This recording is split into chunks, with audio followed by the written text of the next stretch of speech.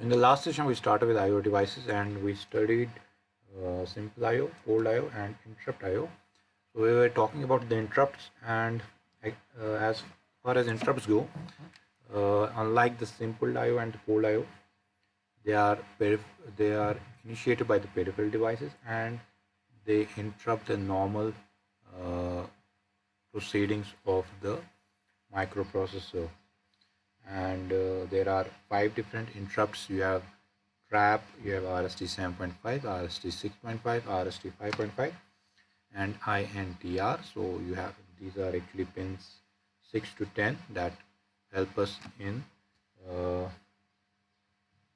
using these interrupts. Now we classified the interrupts into vectored and non-vectored interrupts based upon the addressing mode, uh, based upon the interrupt service routine, whether the address is specified or not. And we also classified the interrupts as maskable and non-maskable interrupts. Now talking about the interrupts, we also discussed the priority of interrupts, where INTR has the least priority, and it is actually the most commonly used interrupt is the INTR. So INTR,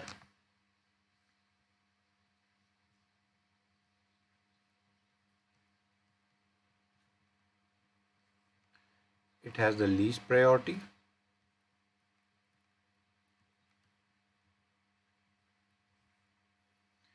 and it's also a non-vector interrupt. Non-vector, it's only non-vectored interrupt actually. It's a maskable interrupt, but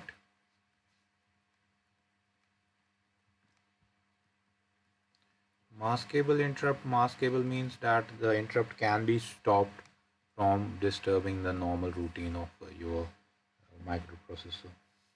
Uh, so since this is a non-vectored interrupt, for this case the microprocessor does not know the ISR of INTR. ISR means interrupt service routine. So these are basically subroutines meant for interrupt service routine. So these are subroutines that are actually meant for processing or servicing the interrupts.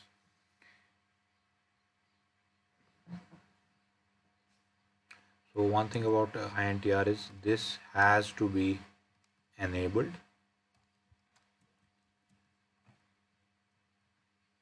and it can be disabled. There are actually 2 instructions that we use for enabling of interrupts and disabling of interrupts. So they will actually form the instructions of the machine control group. These instructions are EI and DI, enable interrupt and disable interrupt.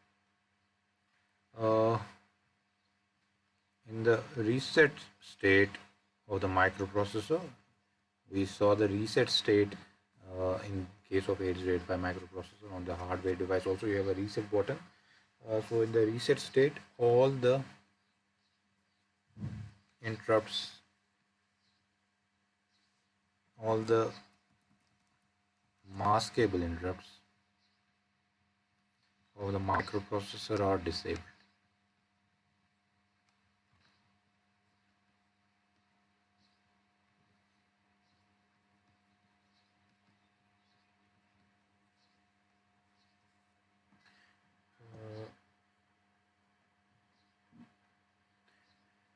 So this is about the INTR interrupt. We are not talking about all of the interrupts. We are talking about INTR. As I said to you, it's actually one, even though it has the least priority, it is one of the most commonly used interrupt in case of microprocessor. And since it is a maskable interrupt, and it can be enabled and disabled using simple instructions in case of the microprocessor 8085. So the case is how to enable the interrupt and how to disable the interrupts.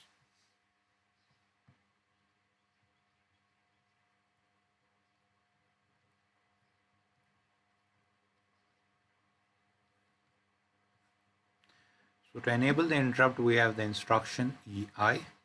So this will actually form the first instruction of the machine control group. Fine. So this is your instruction. Regarding this instruction, it enables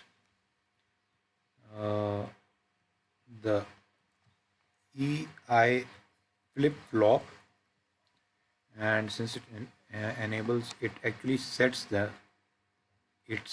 the EI flip-flop and therefore initiates the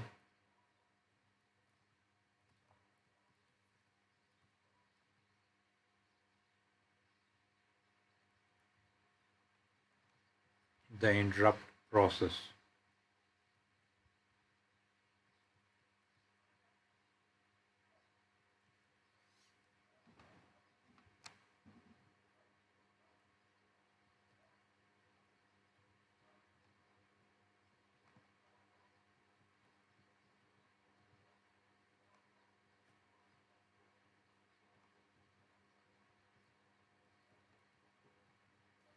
So you have INT flip-flop becomes equal to 1 by EI instruction. Fine.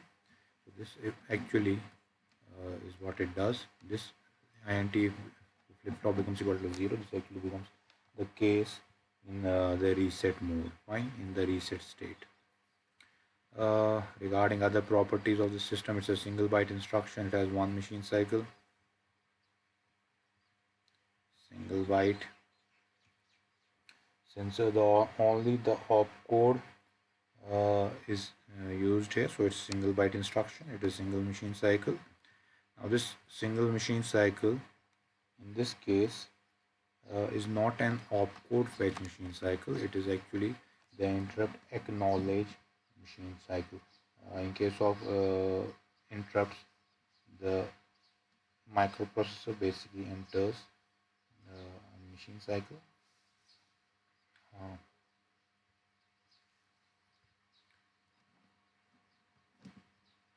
And it has 40 states.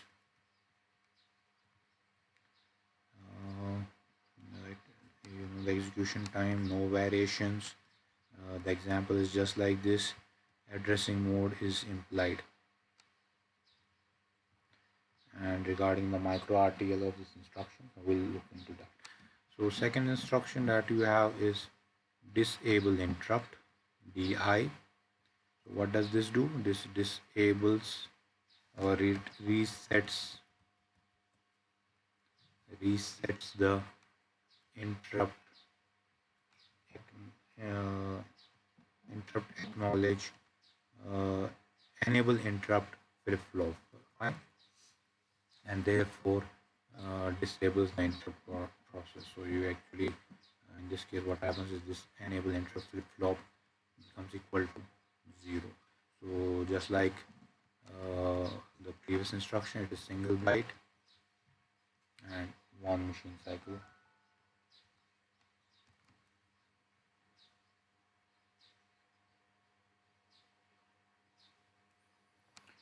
And it has 40 states.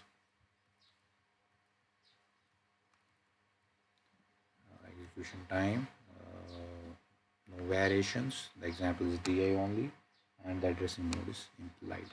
Fine. So this is about enabling interrupt and disabling interrupt. So INTR is a maskable interrupt. You can enable it or disable it by acknowledging, by keeping the EI flip-flop either 0 or 1. So if EI is flip-flop is actually equal to 1, that does not mean our interrupt, that actually enables the INTR interrupt. That does not mean our interrupt process has started. Unless the IO device now interrupts the microprocessor, till then the interrupt process will not actually begin. But since EI is already set to 1, that means it can do that. If we set EI flip-flop to 0, that means the interrupt has been disabled. Even if the IO device tries to interrupt the microprocessor, it will not be able to disrupt the normal proceedings of the microprocessor. So what happens is after actually the interrupt is acknowledged, if EI flip-flop is actually set to 1, the the status of INTR is actually checked after every instruction by the microprocessor. Fine. So on acknowledging the interrupt, what happens is that after acknowledging the interrupt, the enable interrupt flip-flop basically becomes again equal to 0, and you need to have an appropriate hardware for uh, interfacing the IO devices with the microprocessor 80855. So you can actually also use number of IO devices for multiple interruption if required, and actually the depending upon the priority of interrupts that we have already set, we can see which of those will be acknowledged. So once the interrupt is enabled and disabled using EI or DI, what happens is,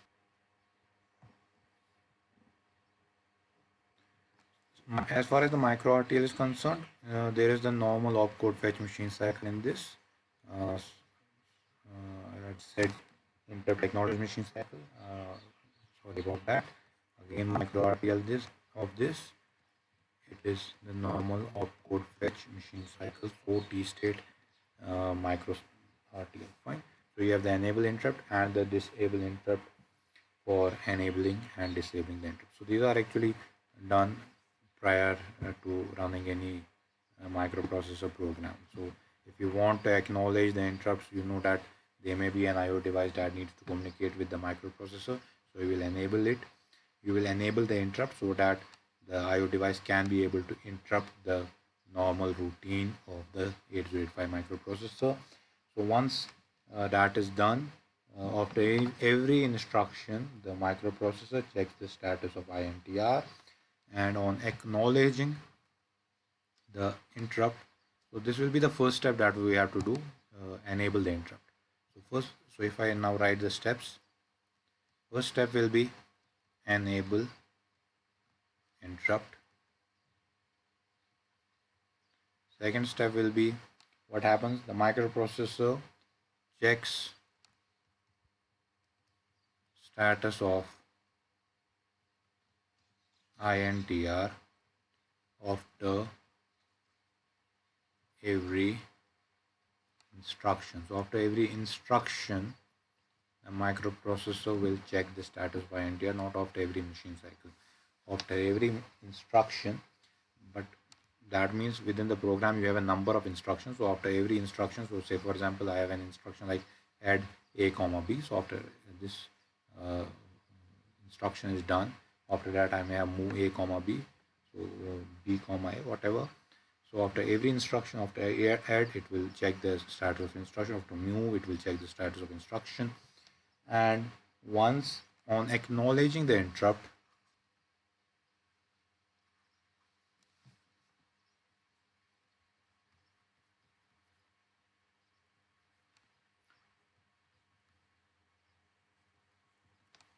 once the interrupt is acknowledged, the enable interrupt flip-flop becomes back equal to 0. We do not, that means actually is disabled so that any other interrupt does not interrupt the processing of this interrupt now while this is being executed.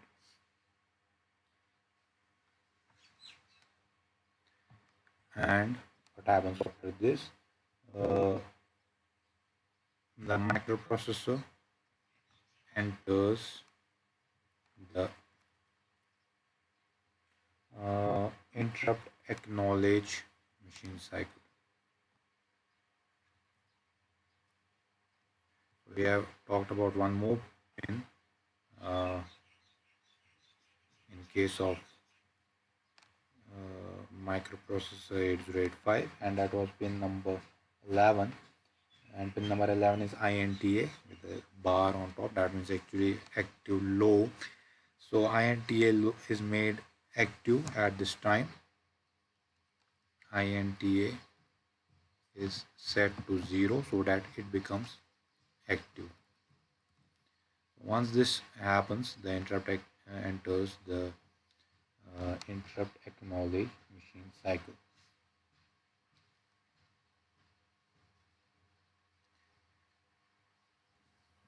So regarding this interrupt acknowledge machine cycle, the micro article of this, the IMC is like this. You have IO by M bar equal to 1, you have S1 equal to 1, and you have S0 equal to 1. So these all are 1 in this case. And as far as the number of T states of this machine cycles go, it has 6 T states, T1 to T6. And what happens in case of T1 is that the address latch enable is triggered, and in the T2 state of this, the INTA is actually set to 0, so that the interrupt acknowledge becomes interrupt acknowledge the IO device, and does necessary whatever necessary is to be done is done by the microprocessor. And on the data bus, whatever is coming from the hardware, whatever is coming from the IO device, that is actually transferred to the data bus. So once that signal is transferred, INTA is again reset, is made inactive by putting INTA equal to 1, and whatever was on the data bus will be forwarded to the instruction register, so that microprocessor basically realizes which instruction is being processed. And in this state, the RSTN is equal to 1. So RSTN equal to 1 is an instruction that we have already studied. Also in the T5 and T6 state, because of RSTN equal to 1, SP becomes equal to SP minus 1. Right? So this is your interrupt acknowledge machine cycle. It will actually be followed by write cycle, wherein the address of the IO device may be actually it will be followed by the write cycle. So whatever is actually coming from the IO device will be written onto the memory.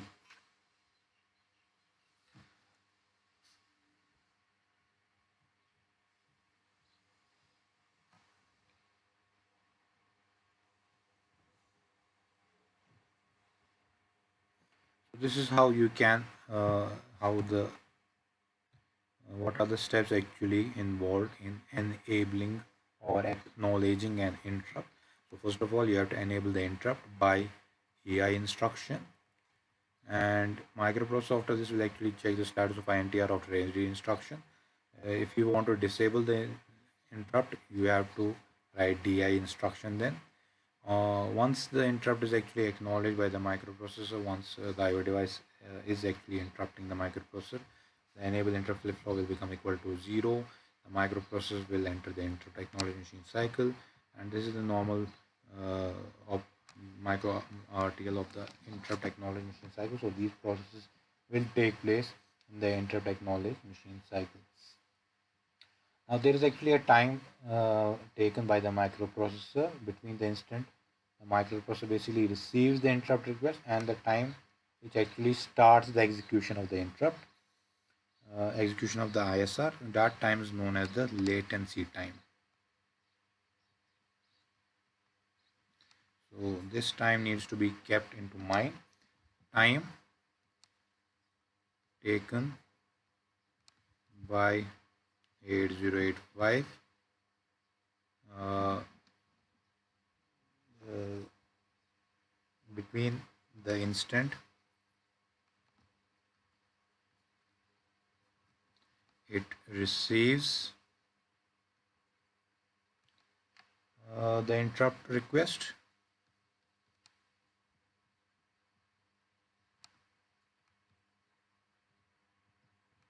and the time the microprocessor actually starts.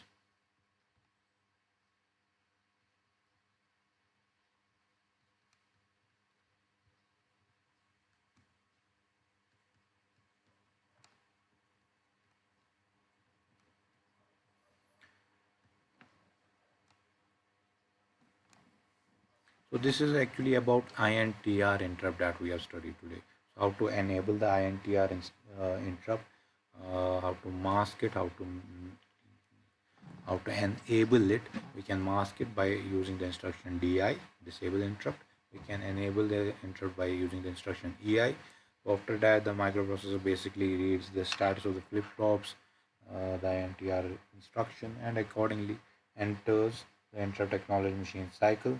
So this machine cycle, so once it enters the IAMC, whatever the IO device has to forward to the microprocessor will be actually written onto the memory of the microprocessor. Uh, so in the next, this is also about one thing about INTR is that it is a non-vector interrupt. So its address is not pre-specified. Address of the ISR is not pre-specified. All the other interrupts that strap RSC 7.5, 6.5 and 5.5, they are vectored interrupts, and they have a pre-specified ISR. So they are somewhat, their operation is different from that of the INTR instruction. So those four interrupts we'll study together in the next session.